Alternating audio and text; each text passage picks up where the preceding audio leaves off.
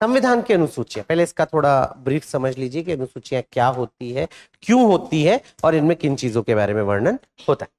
देखिए अनुसूचियां क्या, देखो अगर हम कभी भी देखें तो संविधान में जो है हमारे यहाँ पर क्या देखने को मिलता है हमें कि संविधान जब हमारा बना तो उसमें कितने अनुच्छेद थे, तो हम यहाँ पर कहते भाई संविधान बना यानी 26 जनवरी या 26 नवंबर मान लो आप, है ना, 26 नवंबर 1949 जिस दिन हमारा संविधान अडॉप्ट किया उस दिन टोटल आर्टिकल कितने थे हमारे पास, टोटल आर्टिकल थे 395।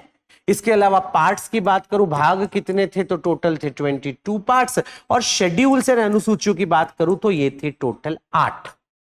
आज की स्थिति में अगर मैं आपसे बात करूं यानी प्रेजेंट की बात करूं मैं आपसे, तो याद रखिएगा प्रेजेंट में भी आर्टिकल्स की अगर बात करें तो आर्टिकल कितने हैं 395, है ना, लेकिन इसके आगे मैं ब्रैकेट में लिख रहा हूं 448 प्लस, मतलब हमारे यहां पर वर्तमान में अगर इन आर्टिकल्स को मैं काउंट करूं तो 448 से भी ज्यादा अनुच्छेद हो चुके, बट लास्ट आर्टिकल का नंबर अभी भी 395 ही। इसके साथ साथ यहां पर पार्ट्स की बात करूं तो कितने पार्ट्स हैं 22, लेकिन यहां पे मैं ब्रैकेट में लिख रहा हूं 25, क्योंकि आपने देखे जैसे हमने पढ़ा था पार्ट 4A नया जुड़ा मौलिक कर्तव्य वाला, है ना, कॉन्स्टिट्यूशनल अमेंडमेंट के माध्यम से, तो इस तरीके से part 4A 14A 9A 9B, है ना, ये सब नए पार्ट्स जुड़े। तो आप कहेंगे सर 22 में तो 4 जोड़े तो 26 हो गए, आप तो 25 ही लिख रहे हो, क्योंकि एक पार्ट यानी पार्ट नंबर 7 को खत्म भी कर दिया गया। तो इसलिए प्रेजेंटली अगर मैं काउंट करूं तो कितने पार्ट है हमारे पास, टोटल 25 पार्ट्स है, लेकिन लास्ट पार्ट का नंबर क्या है 22। बट ये वाला जो रूल है, ये रूल आपका शेड्यूल्स में एप्लीकेबल नहीं होता। शेड्यूल उस समय कितने थे 8 और प्रेजेंटली कितने हैं 12।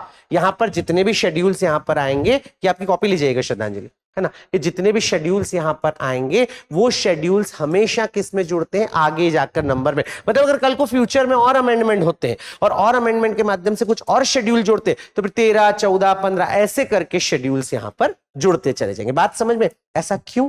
तो शेड्यूल होता क्या है, शेड्यूल बेसिकली ऐसी टेबल्स है, ऐसी जानकारियां प्रदान करती वाली डिटेल्स देती है जो आर्टिकल्स में नहीं लिखी होती, है ना।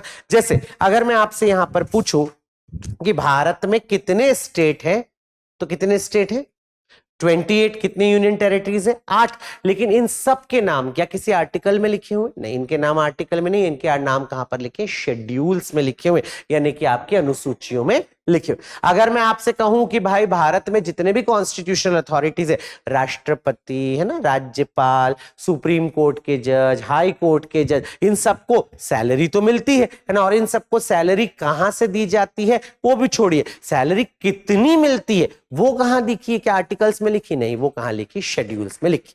अगर मैंने आपको बताया था भारत में राज्यसभा की कितनी कितनी सीटें, और हमने बोला था भाई 238 इलेक्टेड है, 12 नॉमिनेटेड, ऐसा पढ़ा था ना, आज पूछूंगा भी थोड़ी देर में अभी। तो यहां पर जो है ये अलग अलग स्टेट को जो यहां पर सीट्स दी गई है, ये सीट्स कहां पर मेंशन की गई, 4th शेड्यूल में मेंशन की गई। इसी तरीके से शेड्यूल्स क्या होता है, शेड्यूल्स एडिशनल डिटेल्स बताने वाली यहां पर कुछ एक टेबल्स होती है जो कुछ एडिशनल डिटेल्स हमें बता।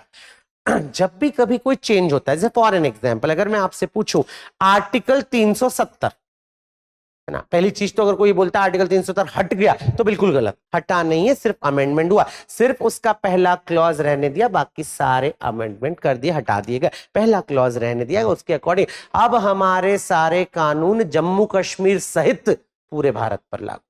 पहले हमारे यहाँ क्या होता था, हमारे कानून जो थे उनमें सब में पहली लाइन लिखे थे यह कानून जम्मू कश्मीर को छोड़कर पूरे भारत पर लागू।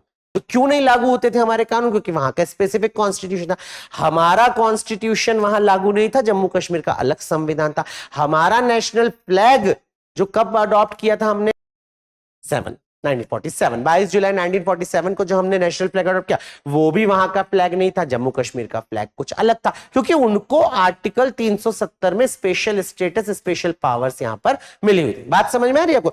आर्टिकल 370 में अमेंडमेंट करके उन्होंने क्या कर दिया, ये सारे क्लॉजेस खत्म कर दिए और भारत के लिए उन्होंने क्लॉज कर दिया कि जम्मू कश्मीर जो है उसे यूनियन टेरिटरी में डिवाइड करा, एक जम्मू कश्मीर और एक लद्दाख, और ये कहा कि भारत के सारे प्रोविजंस जो है वो वहां पर एप्लीकेबल होंगे, और इंडिया का कॉन्स्टिट्यूशन ही वहां का कॉन्स्टिट्यूशन, जो स्पेशल स्टेटस था, विशेष राज्य का दर्जा, वो समाप्त किया। बात समझ में आई आपको? तो ये यहां पर जो किया गया, ये सब परिवर्तन, आप देखो तो अचानक से यूनियन टेरिटरी की लिस्ट तो बढ़ गई, पहले 7 थे, फिर जम्मू कश्मीर लद्दाख बनाए 9 बन गए। लेकिन ये सब आर्टिकल्स में कहां देखने को मिलता है? कहीं देखने को नहीं मिलता। ये सब चेंजेस जो देखने को मिलते कहां मिलते? शेड्यूल्स में मिलते। तो वास्तव में अनुसूचियां क्या है? अनुसूचियां ऐसे टेबल्स, ऐसी सारणियां हैं जो उन अतिरिक्त जानकारियों को बताती है जो अनुच्छेदों में नहीं लिखी थी। मैं लिखा के दूंगा अभी, है ना, अनुच्छेदों में नहीं लिखी होती। मतलब क्या हुआ? अनुच्छेदों में जो नहीं लिखी है ऐसी जानकारियां, जैसे भारत में कितने राज्य हैं, उनके नाम क्या हैं, केंद्र शासित प्रदेश, उनके नाम क्या है,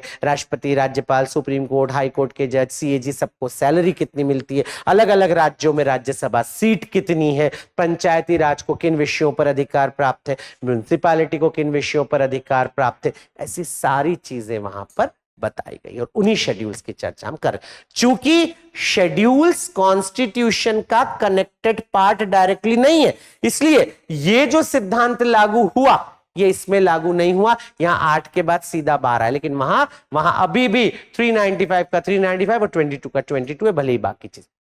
अच्छा, ये जो किया गया है ना, ये चेंजेस जो किए गए, इन चेंजेस में ऐसा क्यों कि आज भी 395 को 395, भाई आप एड ऑन कर रहे थे तो 396, 397, 398 ऐसे भी तो जोड़ सकते थे ना, फिर ऐसा क्यों किया? उसके पीछे रीजन था, हमारा कॉन्स्टिट्यूशन किसी कॉन्स्टिट्यूएंट असेंबली ने बनाया है, किसी वास्तव में हमारी संसद ने तो नहीं बनाया है ना। और क्या वो संविधान सभा अब कभी हमें देखने को मिलेगी?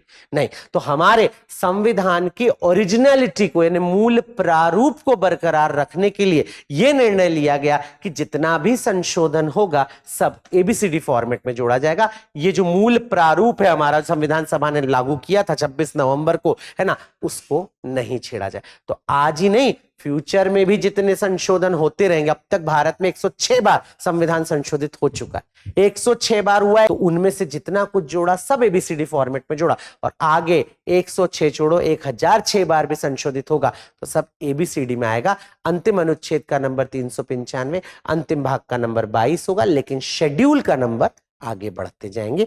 यही है इसका बेस। अब एग्जाम की तैयारी को और बेहतर करने के लिए हमारे चैनल को लाइक, शेयर और सब्सक्राइब करना ना भूलें।